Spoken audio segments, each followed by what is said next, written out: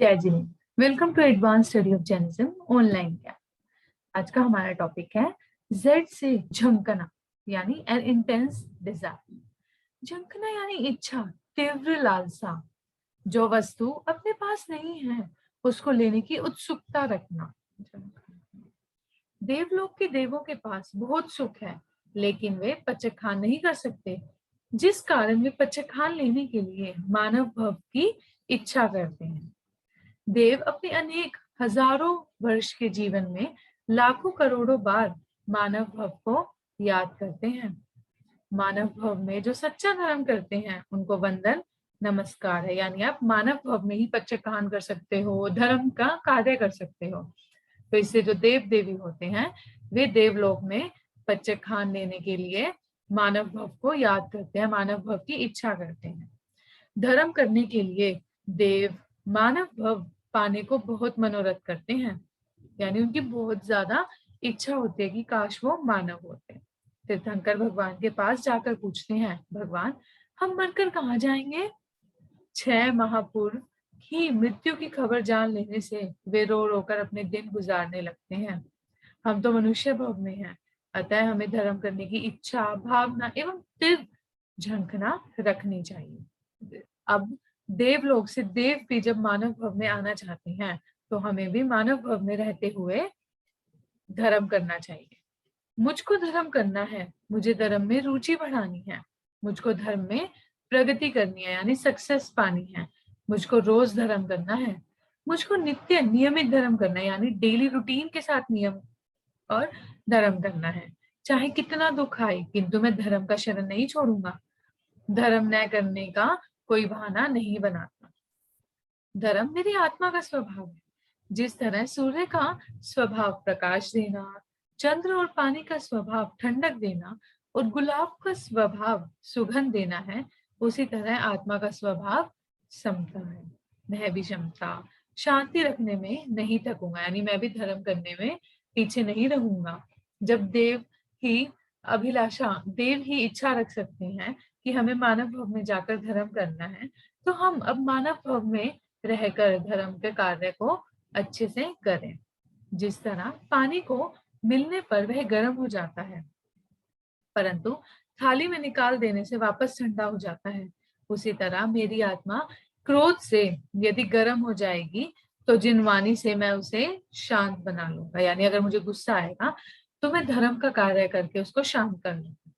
जिस प्रकार पानी को मटके में भरने पर वह सबसे अधिक ठंडा हो जाता है, उसी प्रकार आत्मा को पचखान के मटके में भरने से वह एकदम ठंडा हो जाएगा। मैं धर्म में प्रगति करूं, यही मेरी झंकना है, यानी यही मेरी तीव्र अभिलाषा है, डिजायर है कि मैं धर्म में प्रगति करूं, धर्म में प्रोग्रेस करूं। नेक्स्ट है जेड से जिंदाबाद। संसार को करिए बात, जिन शासन जिंदाबाद। पाप को करिए बात, पचखान करे वे जिंदाबाद। यानी हिंसा को करिए बात, दया पाले वे जिंदाबाद। जो दया पालते हैं उनको जिंदाबाद। धन को करिए बात, धर्म करें वे जिंदाबाद। भवों को करिए बात, भगवान हमारे जिंदाबाद। आलस को करिए बात, मेहनत हमारी जिंदाबाद। टीवी वीडियो को करे बात, गुरुदेव हमारे जिंदाबाद। मौत को करिए बात, महावीर स्वामी जिंदाबाद। मोबाइल को करिए बात, मुंहपटी जिंदाबाद। रिमोट को करिए बात, चरवला हमारा जिंदाबाद। सलाद को करिए बात, सचित का त्याग जिंदाबाद। इच्छाओं को करिए बात, आज्ञा पालन जिंदाबाद। फैशन व्यसन को करिए बात, सादगी हमारी जिंदाबाद। वैर भाव को करिए बात, क्षमा समता जिंदाबाद। यानी हमें मोबाइल को छोड़ के मुंहपट्टी का इस्तेमाल करना चाहिए, रिमोट की जगह चरवले का इस्तेमाल करना चाहिए, सलाद की जगह हमें अचित चीजों का प्रयोग करना चाहिए और सचित का त्याग करना चाहिए। इच्छाएं नहीं रखनी चाहिए, उसके विपरीत हमें आज्ञा पालन करनी चाहिए। फैशन नहीं करना चाहिए, हमें सादगी में रहना चाहिए, सिंप्लिसिटी। वैर भाव मत करो, यानी किसी से गुस्सा झगड़ा मत करो। क्षमा समता रखो, सबको माफ करने की भावना रखो। ऐसे ही आलस मत करो, लेकिन मेहनत जरूर करो। टीवी वीडियो मत देखो, गुरुदेव के प्रवचन सुनो। धन को मत देखो, धर्म करो। हिंसा छोड़ दो और दया पालो, पाप छोड़ दो और पचखान करो। तो ऐसे आप सबको ये कार्य करने चाहिए। इससे आप अपनी आत्मा के लिए मोक्ष के द्वार खोल सकते हैं। चलिए अब हम एक स्टोरी पढ़ते हैं जिसका टाइटल है घड़ा बोलता है। एक सिद्ध योगी पुरुष था। वह ब्रह्मा विद्या में होशियार था। एक युवक उसके पास विद्या सीखने की भावना से आया। गुरु ने पहले तो मना कर दिया, परंतु युवक की बहुत विनती पर गुरु ने उसको अपने पास रख लिया। गुरु ने कहा, विद्या सीखने से पहले तुझको मेरी सेवा करनी पड़ेगी। युवक ने गुरु की सारी बात मान ली। अब उसको कला तो सीखनी थी, तो कला सीखने के लिए गुरु ने कहा कि तुम्हें मेरी सेवा करनी पड़ेगी। गुरु ने अपनी विद्या से अपने शरीर में रोग उत्पन्न कर दिया। अब शिष्य के ऊपर सुबह से शाम तक आश्रम का सारा कार्य का भार आ गया। यानी गुरु ने जो उनके पास जो विद्या थी, उन्होंने उससे अपने अंदर रोग पैदा कर दिया ताकि वो अपने शिष्य का टेस्ट ले सकें। तो अब उनको वो तो बीमार हो गए थे, तो शिष्य के ऊपर ही सारा आश्रम का काम आ गया था। शिष्य बिना भाव से गुरु की सेवा करता रहा। उसे विद्या सीखनी है, इस बात को भी वह भूल गया। 1 वर्ष पूर्ण होने पर गुरु की बीमारी बढ़ गई। उसका उठना बैठना बंद हो गया। इस तरह दूसरा वर्ष भी पूरा हो गया। तीसरे वर्ष गुरु में चिड़चिड़ापन आ गया। वह इधर उधर थूक देता, पेशाब कर देता। इससे शिष्य की तकलीफ बढ़ गई। 3 वर्ष तक लगातार सेवा करने से शिष्य परेशान हो गया। आप सब भी अब इतना सारा काम शिष्य को ही करना पड़ता था आश्रम का, तो इसके कारण वह परेशान हो गया। उसने वहां से भागने का विचार किया। निस्वार्थ सेवा भक्ति से गुरु अब उससे संतोष पा चुका था। एक दिन गुरु ने बाजार से नया मटका लाकर उसमें पानी भरकर रखने को कहा।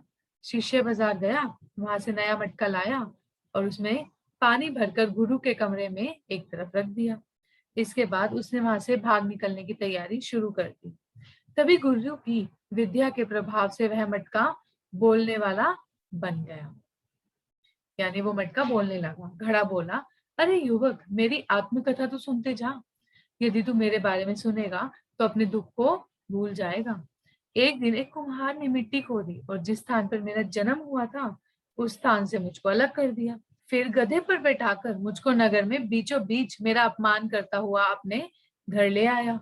उस समय मुझे बहुत शर्म आ रही थी, किंतु मैं घर जाकर उसने मुझको एक कोने में पटक दिया। फिर पानी के साथ मुझे मिक्स किया और जोर जोर से लाते डंडे मारकर रगड़ने लगा। निर्दयता के साथ वह मुझे मारता, किंतु मैं सब कुछ सहन कर लेता। इसके बाद चाक पर घुमाकर उसने मुझे मटके का रूप दिया और धूप में सुखाने रख दिया। फिर वहां से उठाकर मेरे अनेक मित्र मटकों के साथ आग की भट्टी में तपने को डाल दिया, जहां भीनी भीनी कच्ची मिट्टी में से मैं कड़क हो गया। इसके बाद वह मुझे गधे पर चढ़ाकर लाया और मेरी इज्जत को सरे बाजार नीलाम करने के लिए रख दिया। गांव की स्त्रियां आती और मुझे ठोकती पीटती। पात्रता लाने, घड़ा बनाने के लिए मैंने कितना कुछ सहन किया है, और तू शिष्य होकर भाग रहा है। तू पात्र बना है तो मुझे योग्य शिक्षा अवश्य मिलेगी। शिष्य उस घड़े को उठाकर गुरु के पास गया। अब गुरु ठीक हो गया था। गुरु बोला, मिट्टी का घड़ा बनने के लिए मिट्टी को कितना कुछ सहन करना पड़ा। उस घड़े की सहनशीलता तेरी सहनशीलता से कहीं अधिक है। तुझको न तो गधे पर बैठना पड़ा और न ही तुझको लात मारी गई। शिष्य गुरु की बात सुनकर शर्मा गया और वहां से भाग जाने का विचार उसने छोड़ दिया। गुरु उसके ऊपर बहुत प्रसन्न थे। उन्होंने बड़े प्रेम से उसे विद्या सिखाई। यदि उस दिन शिष्य भाग जाता तो उसकी विद्या सीखने को नहीं मिलती, यानी उसको घड़े ने बचा लिया। गुरु की विद्या ऐसी थी कि उसने अपने शिष्य को सहन करने की क्षमता दी। मोरल, धैर्य का फल मीठा होता है और सहन करने से भाव अच्छे बनते हैं। जय जिनेंद्र।